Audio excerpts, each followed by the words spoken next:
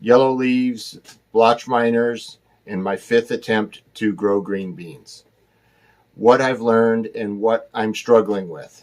Growing green beans was so easy when my dad did it in his garden.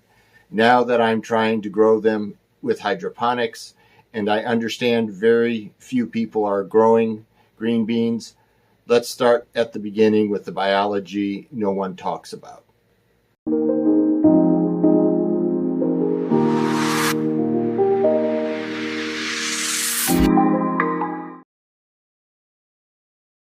So let's start at the beginning. Growing up, my father always grew this specific short bush bean from Gurney seeds. They only grew about a foot tall, but here's the crazy part. When I went to Home Depot, I could not find the Gurney variety. But I did find Burpee bean seeds, and Burpee doesn't even promote this particular bean that I bought as a dwarf or indoor variety.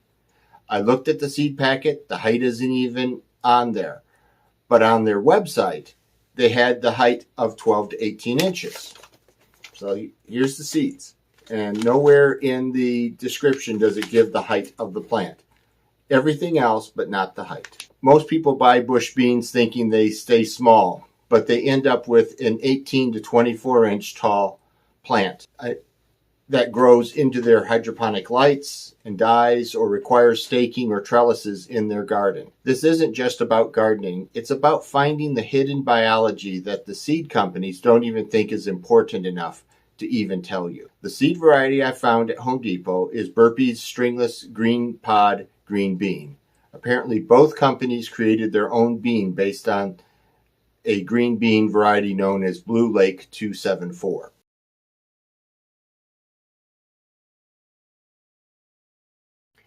So very few people grow green beans in hydroponics. And part of the issue is height. These are supposed to be bush green beans. And I thought bush green beans meant what my father grew, which was a plant that was about 12 inches tall, maybe 18, might be high by the middle of the season. But for the most part, they're about 12 inches tall. And they put out real nice green beans, and we ate green beans all summer long. But these are 18 to 24 inches or 24 to 30 inches tall.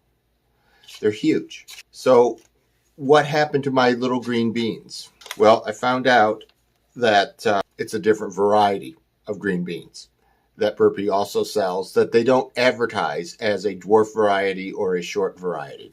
And when I started growing that green bean, I decided to grow it in a quart container like our smaller vegetables in SiFi Garden because I wanted to see if I could get a bunch of those. And since they were only 12 inches tall, we could actually grow them on a shelf. And I thought that was fantastic.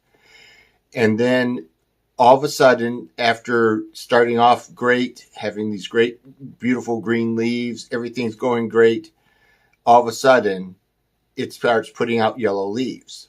And so I add some more magnesium to it, some Epsom salts to help overcome that. And they turn a little greener, but they're still not really doing what they're supposed to do. And then I checked with Gemini. And Gemini said, hey, you have a nutrient deficiency.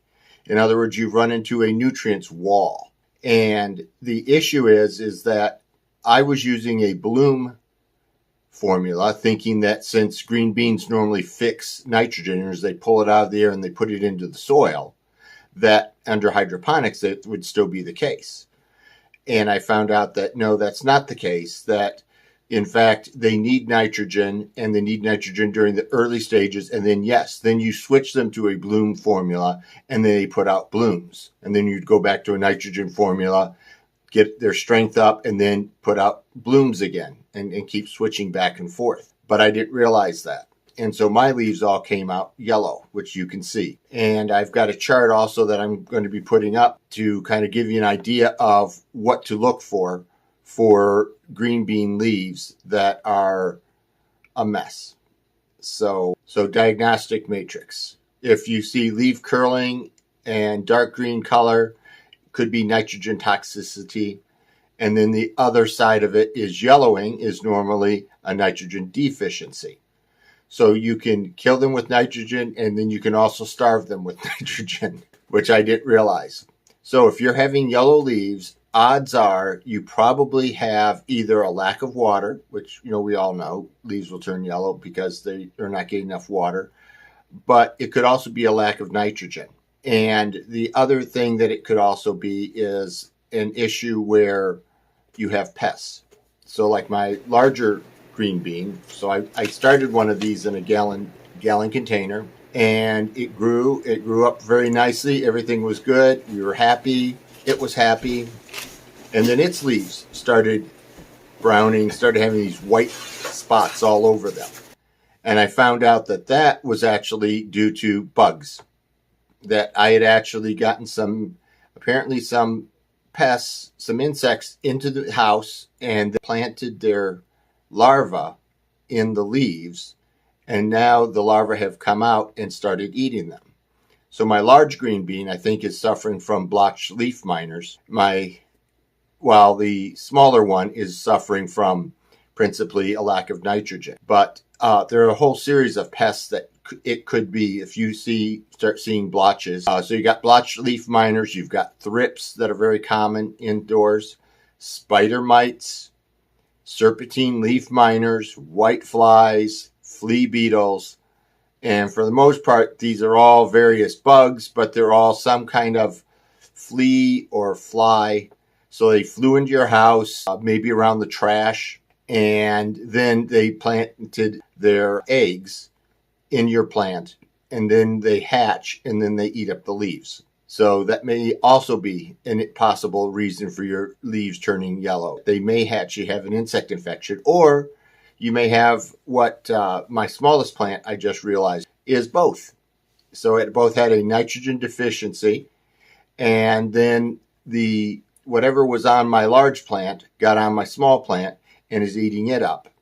And so now I've got them both out in the other room, separate from the rest of the garden, hopefully getting well. So I hope this has helped. If you're interested in this insect guide, diagnostic matrix, it's on our SiFi Garden website. It'll be there for download for free. Thank you for joining me while I share a little bit of my troubles with green beans. And I'm going to continue to try to save the two I have. If not, we're going to go from attempt number 5 to attempt number 6. And eventually we'll figure out what the secret formula is for growing green beans inside. I've got tomatoes working pretty good. I've got lettuce. I understand what's going on with it. It's kind of its own little special case, and it has certain conditions that it wants. And my basil is doing well. And my mustard greens are having troubles, but I know what the problem is. And again, most of it is a nutrient issue. And once we get past the nutrient situation with those, I think they're going to be just fine.